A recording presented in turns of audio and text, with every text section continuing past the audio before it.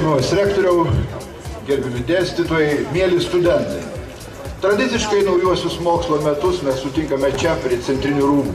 Šie metai mums tikrai ir jums ypač buvo labai svarbus, kadangi jūs atėjote studijuoti į mūsų alma mater. Mes džiaugiamės jumis, kad jūs pasirinkot mūsų aukštąją mokyklą. Norėčiau pasakyti, kad šiemet į Vilniaus Gedimino technikos universitetą įstojo daugiau kaip 3000 studentų. Jūs atėjote į mūsų universitetą siekti žinių.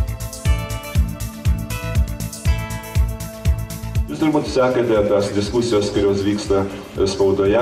Ir pirmą kartą turbūt buvo labai garsiai prabilta, kad iš tikrųjų mums labai trūksta inžinierių ir trūksta ateityje, jų trūksta visoje Europoje.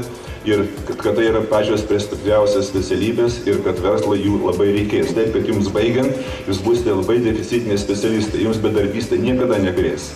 Aš sveikinu jūs, linkiu jums gerų studijų. Ir aukso medalio Europos čempionate.